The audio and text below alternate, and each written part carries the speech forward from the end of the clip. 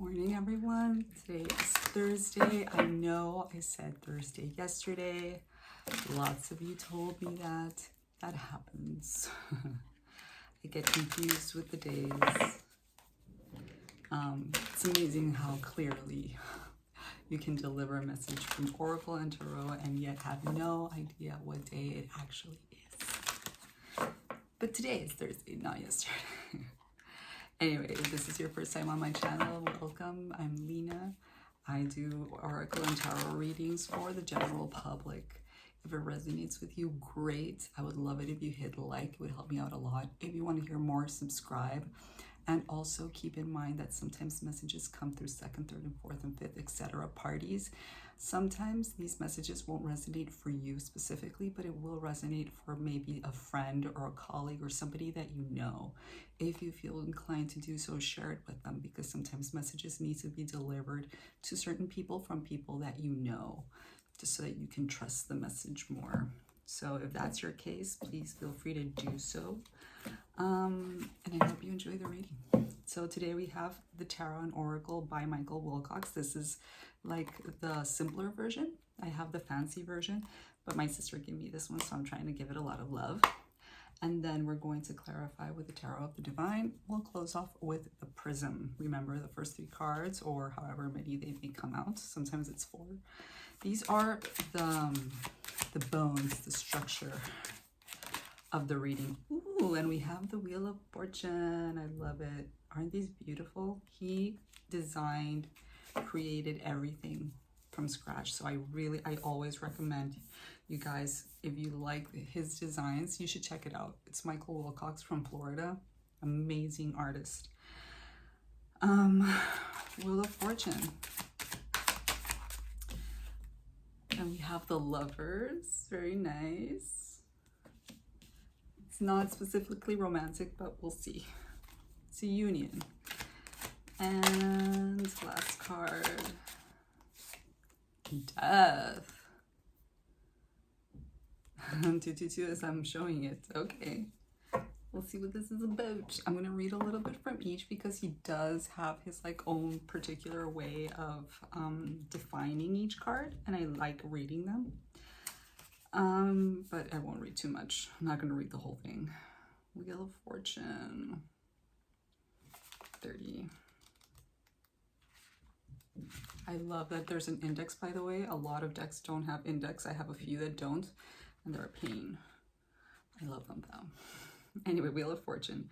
Fate, surrender, manifesting, choices, growing, acceptance, and resistance. There's a lot going on with the Wheel of Fortune, a lot. Wheel of Fortune comes to us as a twofold reminder about control of our fates. First, that despite our best efforts, some things just aren't up to us. The cards will fall where they will, no matter how much we wish otherwise. Sometimes circumstances beyond our control arise that leave us feeling a great sense of unfairness and helplessness. Acceptance of what comes before us allows us to move forward on the path ahead with grace and resilience. Acceptance will empower us to not miss a stride when things don't go as planned. Surrender to this and take the weight off yourself for which is out of our control. That is in part what the Wheel of Fortune indicates. I think in the key words, there's more of it. So faith, surrender, manifesting, choices, growing, and acceptance and resistance. We'll see what it's actually about with the reading. The Lovers. Not too far away. 25. Love. Heart, passion, alignment, best self, highest good, fulfillment. The Lovers calls us to examine the state of our hearts. We do not need to be in a romantic love to be full of or to heal our hearts. The idea is to find our highest self, and from there we will find fulfillment. Pour your love into which you love. Further, when we do heal and are able to bring our best selves forward, only then when a relationship truly flourishes. So just love yourself, love others. Live in that energy. It's a good thing. And Death. Oh, we got all tarot today. I just realized that. And 34, again, not too far away. Transformation, rebirth, new beginning, truth, cycles, doorways, time. Death can be so misleading. People think it's like the end all, and it can be, but it's more about beginnings than it is about endings. Endings are more like the tens or the world. This is about new beginnings. The Death card invokes transformation and invites us to learn the lessons of the past so that we can transform and move through the next door. It is also a reminder that it is of the essence to appreciate the time we are given and not to take things for granted. Let this not frighten, but only empower you to take action towards your highest purpose and dreams.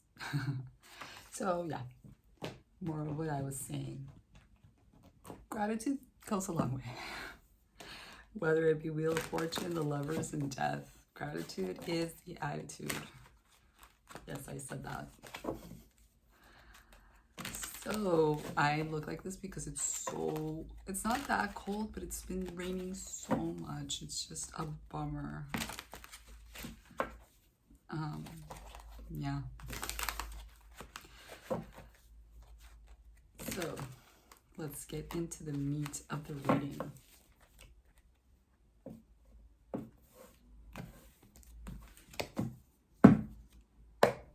With the Tower of the Divine. Wheel of Fortune, what are we actually talking about here? Ooh, the Knight of Swords reversed. Okay.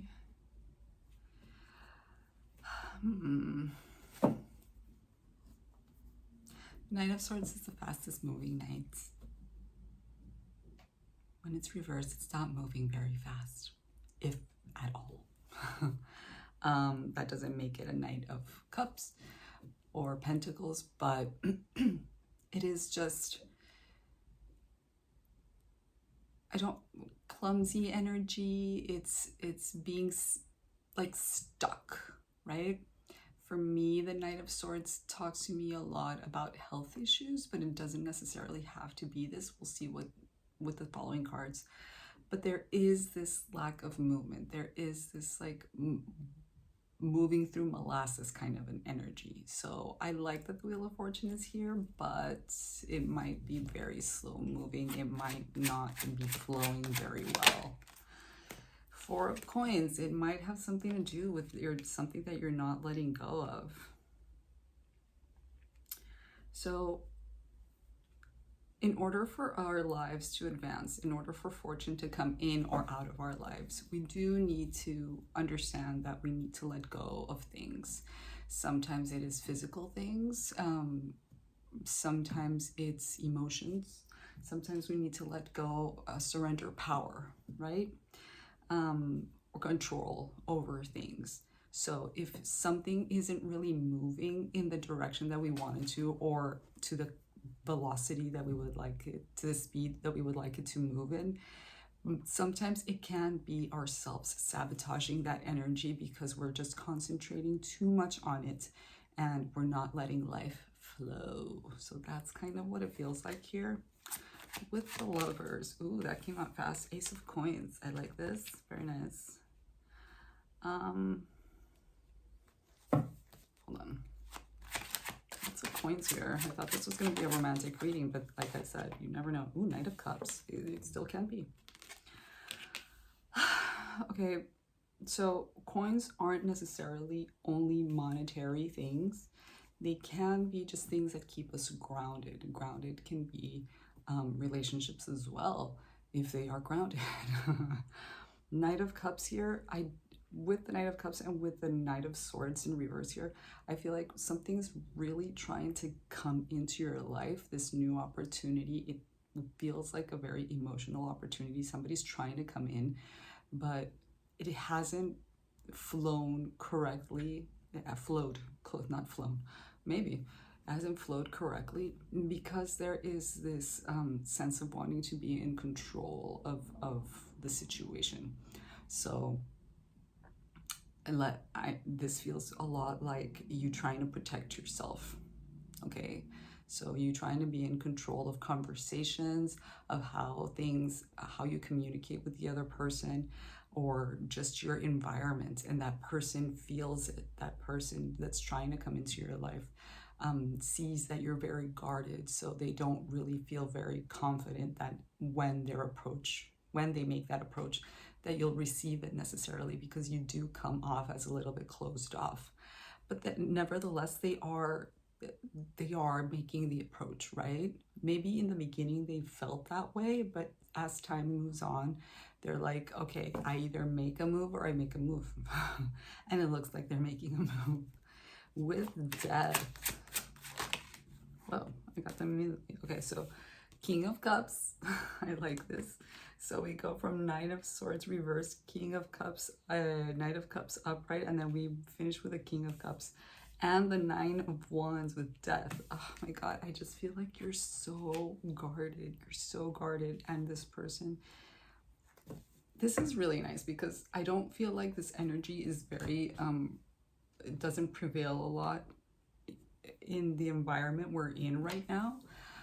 There is a backing off, at least from my perspective, there is a backing off of both sexes right now, like both females and males, or same gender, whatever. Actually, no, I'm talking more about female male.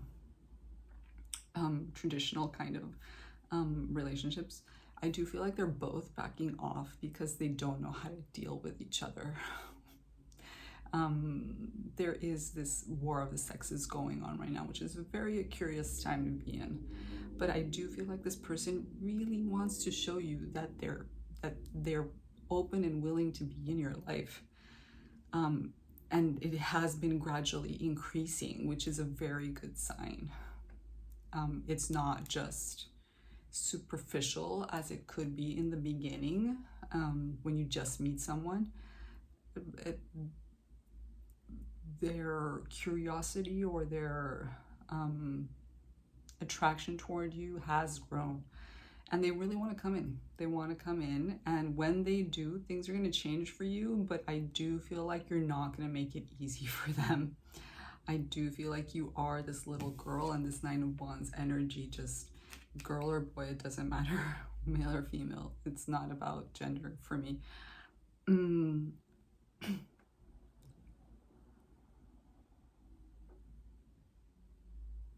You really do need to make peace with whatever experiences you've had in the past, because there's a beautiful opportunity here being presented to you, a stable opportunity. It's not just an Ace of Cups. I mean, which is great. An Ace of Cups is beautiful in itself.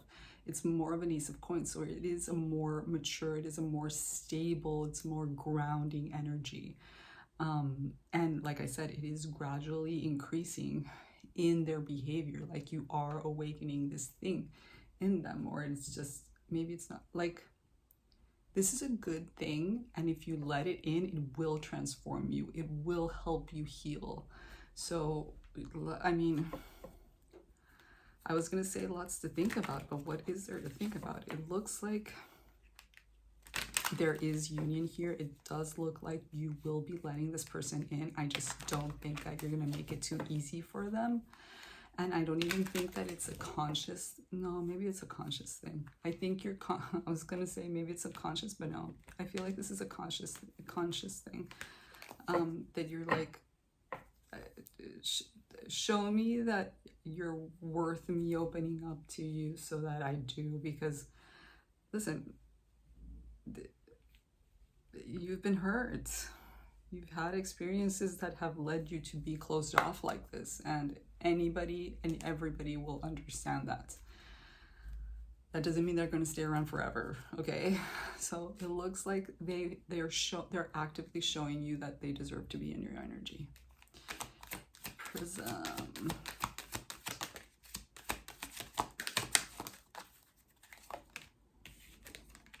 So surrender, I know, peace, and very, again, anger. Yesterday we had anger. Why? And I've been seeing this anger thing, so like yesterday's reading and today's reading, surrender, peace, and anger. I feel like you have issues. inside. You're still angry about past experiences, clearly. I don't think that you're angry with this person necessarily, because this does feel like an energy that is trying to grow with you. If this person has made you angry, then you need to ask yourself why. Okay, you need to ask yourself what is. I just don't think it's this. I don't think it's this. I think it's past issues. Maybe the way that you met wasn't the greatest, but they've changed. Their behavior towards the situation has changed. So yeah, I just don't think you're gonna make it easy for this person to come in. It's very curious. If this resonates with you to some capacity, please let me know, DM me, we can go further in, but this is where I'm gonna leave it. I would tell you, like, examine why you're angry with this person, or why you're just angry in general, because it looks like there's a really stable opportunity here that will bring you peace, okay? But you need to be an active participant of peace creating. It can't just be the other person swooping in and changing your life. Anyway, so much luck, so much love, and I'll see you on the next one. Bye.